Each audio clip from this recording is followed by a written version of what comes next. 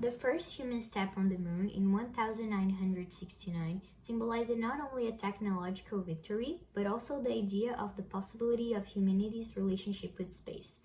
Today, faced with an increasingly unsustainable planet Earth due to excessive exploitation of resources and worsening environmental crisis, there is uncertainty about the future of humanity on our planet, thus giving rise to thoughts about the colonization of Mars. However, the occupation of this planet also presents several challenges related to its lack of infrastructure in some aspects. Today, I will talk specifically about the challenge of generating energy on Mars. The biggest challenge for generating energy on Mars is ensuring a powerful, reliable, and sustainable source in a hostile environment.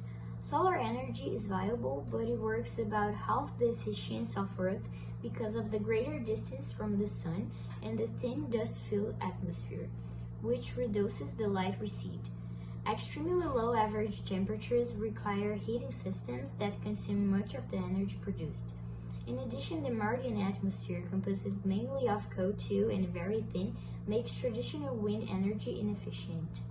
That's what I thought of a Martian hybrid energy system that encompasses a proposal combining three energy sources that work in an integrated manner and are adapted to the specific conditions of Mars: low-altitude wind energy, dust protector solar energy, and thermal energy generated by variations in the temperature of the Martian soil. The first part of the combination are the low-altitude wind turbines that uses an internal rotor protected by a casing, preventing dust accumulation. That is a typical challenge posed by Martian geology and climate. They are installed almost at ground level, taking advantage of physical phenomena of microturbulence caused by dust movement. Even with the extremely thin atmosphere, small turbulences are enough to keep low-mass rotor spinning almost continuously.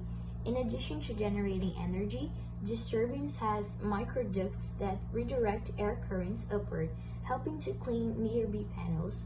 However, the low density of the atmosphere in Mars means little mass movement, resulting in low power and high unpredictability, as well as requiring constant mechanical maintenance due to the variety of winds on Mars. The second part of the combination are the semi-buried solar panels, that are panels that are installed with half of the structure buried in the Martian soil. The exposed part captures sunlight, while the underground part is protected from dust and extreme cold. Although it loses usable area, it accumulates much less dust and requires less maintenance. That it's a point essential for missions with limited human resources. The slide incline takes advantage of the principles of gravity, friction, and wind dynamics to facilitate the flow of dust blown by low-level winds. The soil also acts as a natural thermal insulator, reducing the risk of damage from temperature variation that reach minus 140 degrees Fahrenheit. The third and the final part of the combination are the thermal generation by underground thermocouples. Mars has intense thermal differences between day and night, which allows the use of thermocouples, that are devices that convert temperature differences into electricity. Buried in the ground, they harness the heat accumulation during the day and the thermal shock of the night, working in conjunction with solar panels as a dual system, solar plus thermal. Despite this, their efficiency is limited. They depend on temperature variation, installation requires excavation, and they are sensitive to extreme thermal cycles.